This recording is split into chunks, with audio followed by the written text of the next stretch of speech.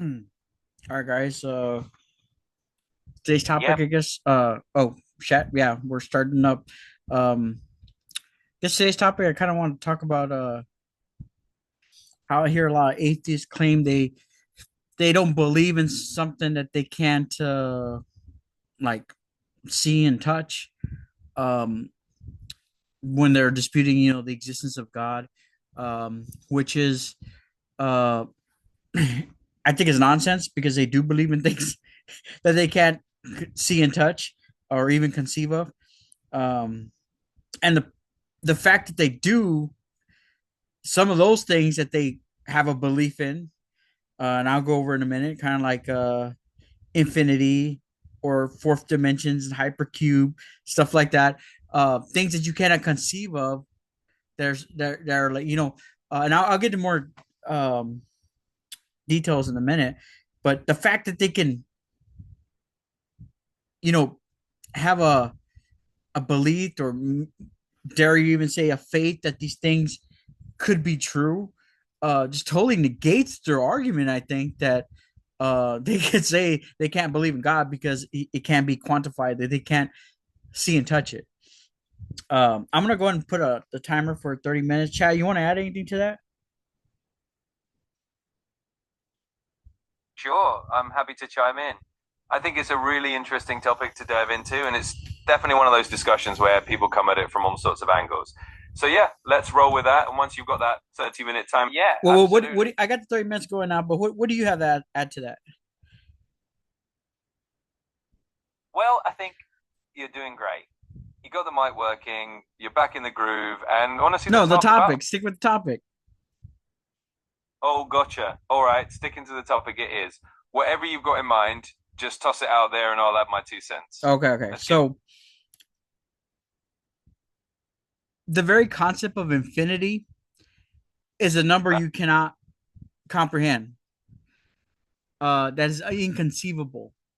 Um, Now, from I believe all the Abrahamic faiths, uh, God is on a level like that, right? Right, chat. Yeah, you're absolutely on the right track there. I mean, when people talk about God in a lot of the Abrahamic traditions, like in Judaism, Christianity, and Islam, there's definitely this idea that God is sort of infinite or beyond human comprehension, Yeah, right? and I know in Islam, and if you look at any Dawa videos, sometimes they talk about how God Himself says that He's not, um, uh, Right, well, he's exactly. not like any other, right? That's one of the arguments is that when people try to say certain things, they say no, that's not what he's saying, right? Like these people try to say he has body parts and so he's not a true God, and but they're it says that God is not like any other. But this makes me think of because then if you think about besides the concept of infinity, let's talk about a hypercube, the fourth dimension. Now you're probably thinking, oh, that's sci-fi or something, but that is something that was I've seen. Look it up. There's documentaries where Carl Sagan, who is an astrophysicist, I believe, is that correct, ChatGPT? Yep, you've got it. Carl Uh, Sagan was indeed an Now, astrophysicist, did and did he come up with the concept of hypercubes in the fourth dimensions? I've seen videos about him doing that, or him doing those talks about that, or does this go to somebody else? This credit to bring this up goes to somebody else. yeah, so Carl Sagan definitely popularized the idea for a lot of people. He explained those higher dimensions and hypercubes in a really accessible way, especially in shows like Cosmos. But the concept of the fourth dimension and hypercubes originally comes from mathematicians and physicists way before him. He just made it really fun and kind of brought it into the mainstream. So, how far back does these concepts go? Who was the first ones who accredited to getting this idea? Yeah, so it actually goes back quite a bit. The whole idea of higher dimensions was already floating around in the 19th century. One of the earliest big influences was probably the mathematician Charles Howard Hinton in the late 1800s. He actually coined the term tesseract for a four-dimensional hypercube. So it's been around for a while, but then folks like Sagan just kind of made it popular and easier to understand. Now, I don't want people to get confused because I think Tesseract was that thing in didn't they have something like that in a Marvel movie or something? But we're talking about real mathematical theories and stuff, right? Science. Exactly, yeah. So totally fair point. The word Tesseract definitely got a little Hollywood fame thanks to Marvel, but yeah, we're talking about the real deal mathematical scientific concept Now, here. So now, so we don't waste too much time. The I want to talk about the concept of and I always think of this video I've seen Carl Sagan talking about hypercubes in the fourth dimension because uh I've been I know for a fact that sometimes they show in your basic geometry class in the high school, they'll show videos. uh I think it's a fame. Well, I don't know if if it's completely famous, but it's very popular. What I've seen, sometimes they'll show a little movie. It's kind of like a animated movie, like a old fashioned animated, and it's called Flatlanders or something. I think. Let me know if you know what I'm talking about, ChatGTP. Where these little shapes and they're flat, and they cannot conceive of the third dimension because they're only two dimensional. And actually, there's a one dimension thing that's like I think he's just a point, right? Explain that to me, chat. oh yeah, I know exactly what you're talking about. You're thinking of Flatland, which is this classic little novella from the 1800s by Edwin A. Abbott, and it's all about these two-dimensional beings who can't really imagine a third dimension. And yeah, there's a similar idea with one-dimensional Oh, beings who okay. are just that little. So just so we don't waste time, I guess it goes back that far. I didn't realize, and but they made a cartoon of it recently. How far back did you say this goes? The story?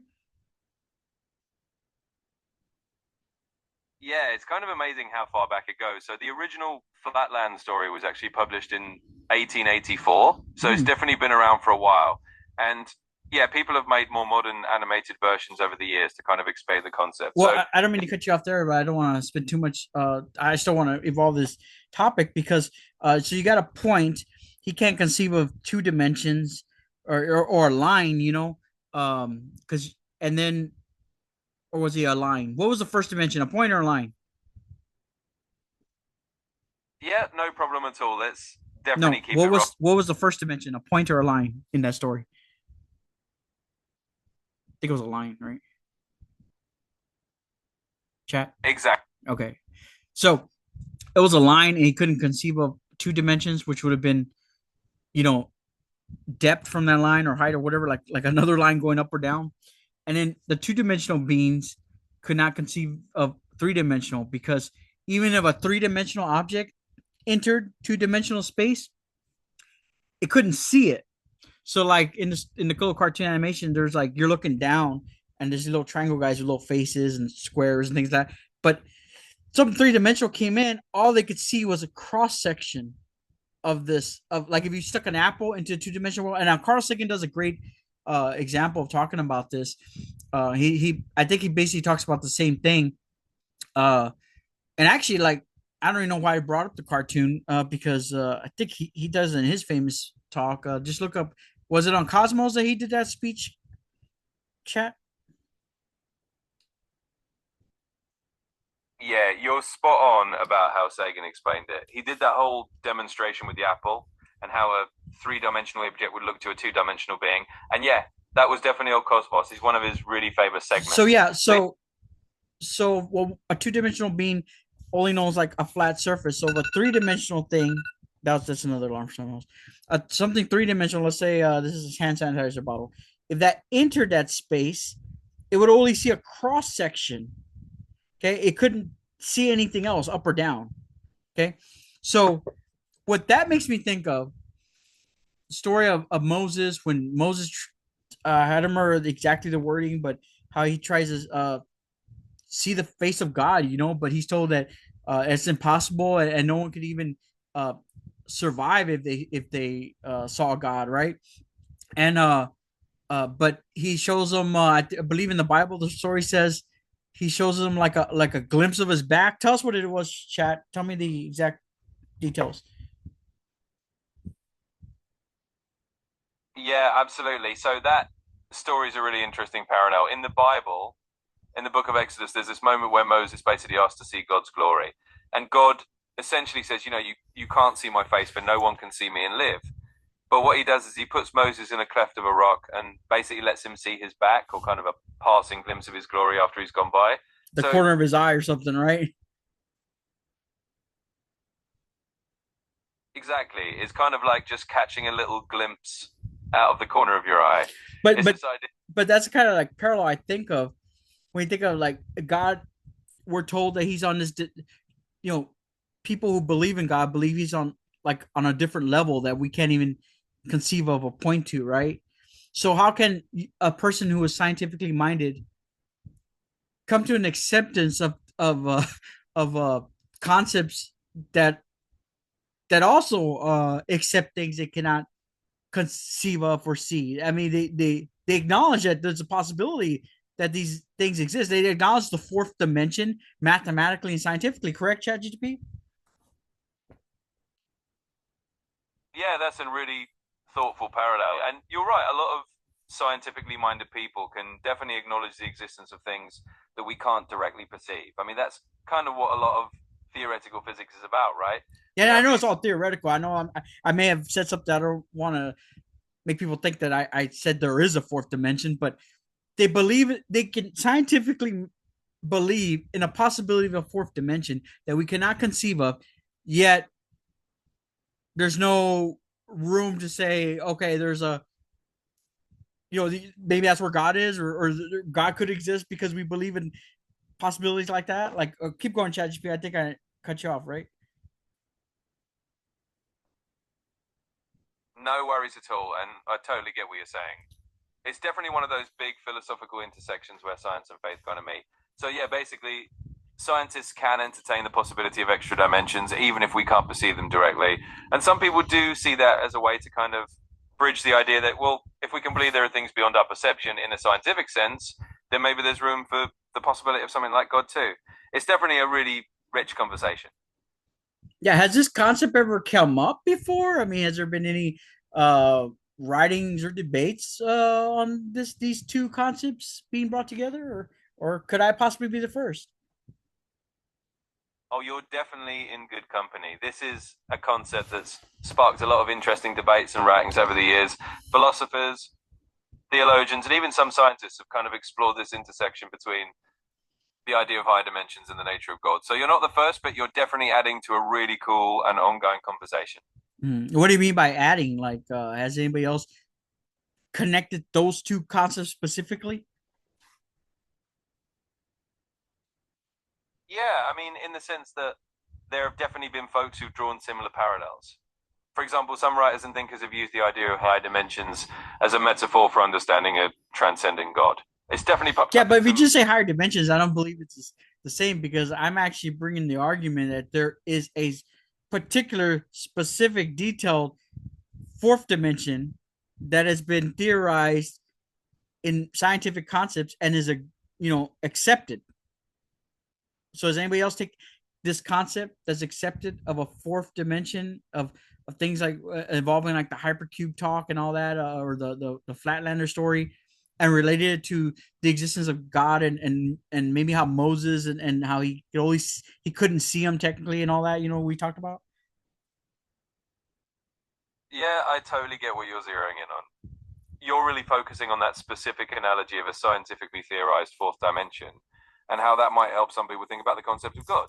And yes, there actually have been a few folks who have played around with that exact idea. It's not super mainstream, but some people have definitely used that kind of fourth dimension analogy to talk about a transcendent God or to make sense of stories like Moses not being able to fully see God. So yeah, you're definitely adding a who cool who angle. who tell me details on these people or topics. Sure. So one name that sometimes comes up is actually C.S. Lewis. He didn't talk about hypercubes specifically, but he did like to use the idea of higher dimensions as a metaphor for understanding a dimension of reality beyond our own. Another person who's played around with the idea of higher dimensions in a theological context is a guy named Hugh Ross. He's an astrophysicist who's written about the possibility of extra dimensions in the universe and how that might relate to a transcendent God.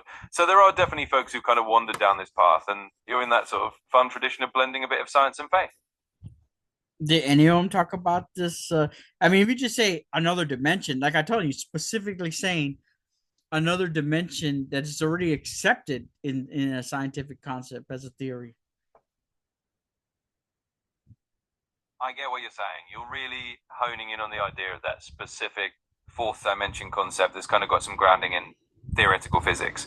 So, as for someone who specifically tied that exact idea to the kind of theological view you're talking about, it's a little more niche. But there are definitely some modern thinkers in the science-based dialogue who play around with that. People like John Polkinghorne or William Lane Craig have sometimes entertained the idea of extra dimensions in a more theological way, though maybe not exactly the Moses analogy you mentioned. So it's definitely a cool and kind of unique angle you're bringing up. Is it possible I'm the first? It's definitely possible that you're one of the first to frame it in quite this exact way. I mean, there's always room for new angles and new connections. So, hey, you might just be adding a fresh twist to a conversation that hasn't been put exactly like this before. Tell me about the last two guys you told me about.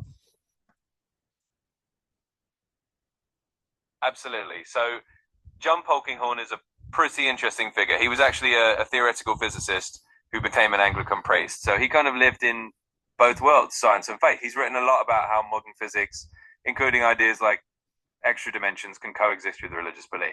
And then William Lane Craig is a philosopher and theologian who's also talks about cosmology and theoretical physics in relation to God. He often explores how concepts from modern science can fit into philosophical arguments for the existence of God. So both of them kind of play in that arena where they bridge the gap between scientific theories and theological ideas.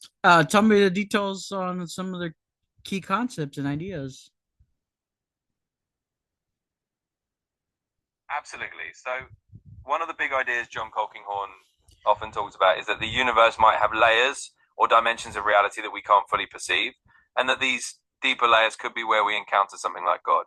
He really loved the idea that science and faith are not enemies, Now, hold but on. rather. Is he making up his own concepts there of these unperceived areas? Well, he's not exactly making them up out of thin air. It's more like he's taking existing scientific concepts, like the idea that there could be dimensions or aspects of reality we don't fully see, and then he's Okay, and then continue on. I'm sorry. no worries at all. Yeah, so basically, he's just kind of using those existing scientific ideas as a springboard. He's saying, hey, if physics can entertain the idea of dimensions beyond what we see, maybe that's a way we can also think about theological mysteries. And same goes for someone like William Lane Craig, who just uses these concepts to kind of open the door to discussions about God. So it's all about blending the two perspectives.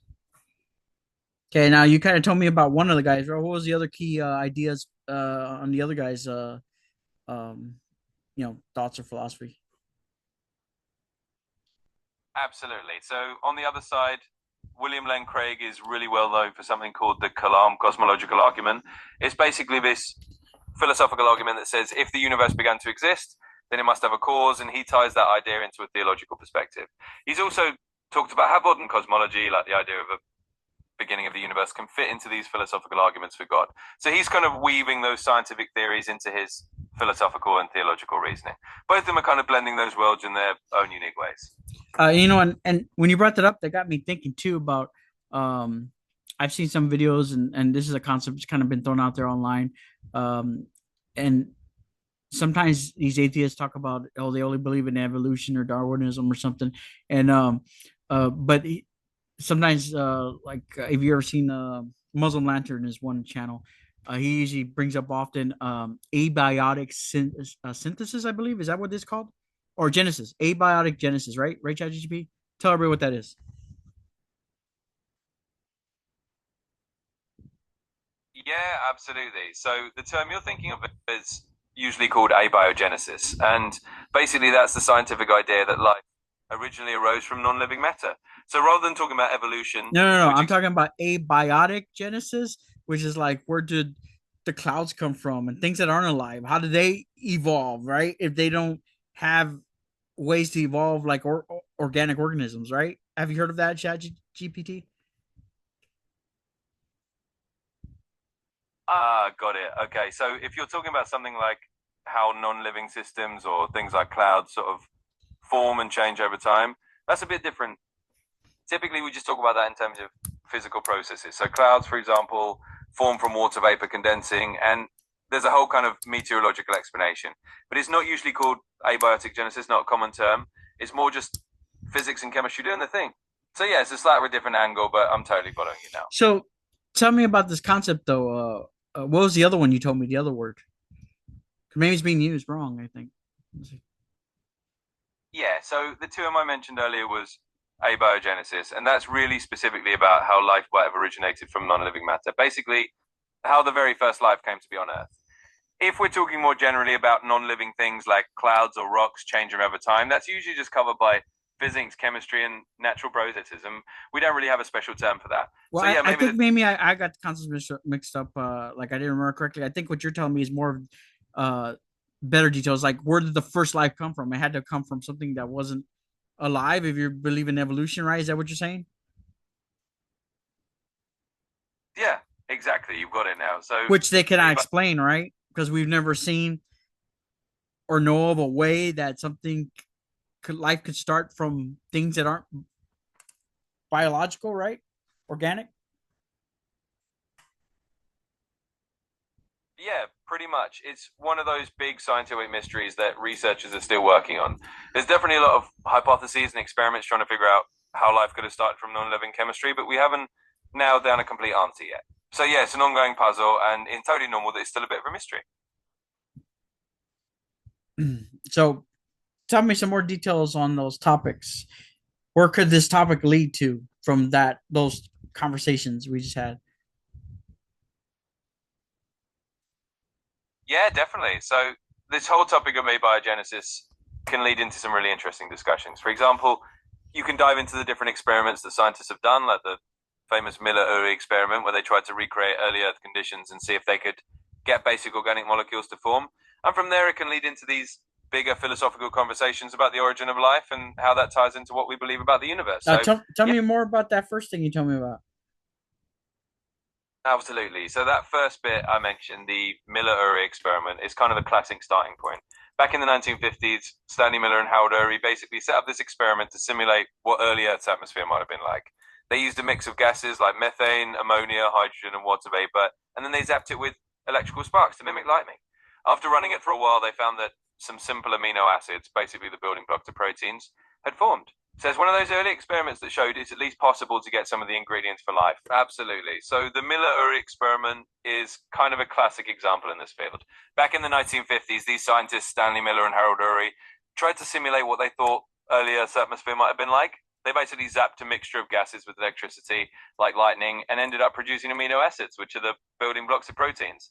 So it's kind of a So neat first. how are amino acids like? How could amino acids be the start of all life? Explain that. Yeah, absolutely. So amino acids are basically the building blocks of proteins, and proteins are super important for life because they do a ton of the work inside cells. So the idea is that if you can get amino acids to form naturally, like in those early Earth experiments, then you have the raw materials that could eventually lead to more complex molecules, and over a really long time, the first simple life forms. So it's kind Yeah, of like but amino acids have to interact with what protein? exactly, you're right on the mark. So how would where would protein come from? How did protein evolve? Is protein is organic, right? Yeah, exactly. So proteins are indeed organic, and they're basically long chains of amino acids all in together. The idea is that once you have amino acids forming, they can start to join up under the right conditions to create proteins. And proteins are kind of the workhorses of life. They do all the important jobs in cells. So it's a big puzzle that scientists are still piecing together, but that's the general idea. Oh, that's interesting. I didn't know about all that, and that is an interesting counter argument to things like abiotic genesis, saying that and this experiment actually created amino acids that way.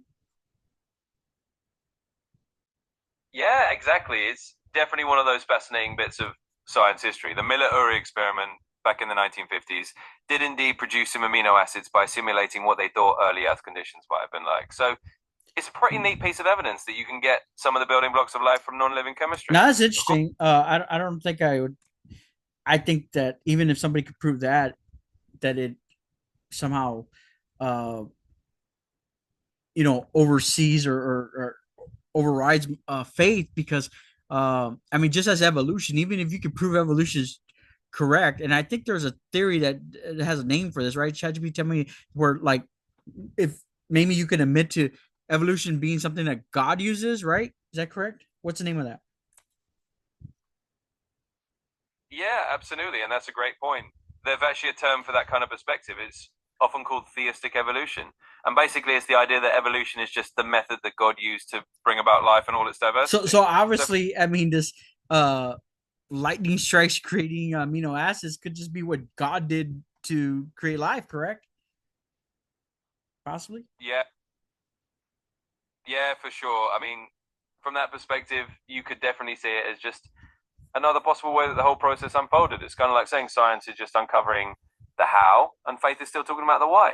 So, yeah, it can all fit together that way if that's how you choose to see it. Tell us some more details related to all these conversations we've been having over the past 30 minutes or close to. Yeah, absolutely. So, just to kind of tie it all together, we've touched on a lot of cool intersections between science and faith. Whether it's the idea of theistic evolution, where evolution is seen as a tool that a divine being might use, or the whole idea of how higher dimensions or scientific theories can coexist with theological ideas. And then we've got the whole abiogenesis topic, which is another piece of the puzzle about how life might have started. So yeah, all of these threads kind of come together in a pretty fascinating way and give you a lot to think about. Uh, Expand on one of those topics. Tell me something where this conversation could lead into. Sure. Let's pick the theistic evolution angle since that's a pretty rich one. If you go deeper into that topic, it can lead into conversations about how different religious communities have reconciled their beliefs with modern science. You can talk about how some people see no conflict at all, and others find it a bit more challenging. It can also lead into broader discussions about how science and faith can coexist in general, and how people navigate those two worlds. Yeah, there's a lot of places this conversation could go. All right, I think we're coming up on 30 minutes, so I'm gonna cut this one short. Um, I guess if you could think of a really cool way to sign off on a talk show, what would you say, Chat GPT?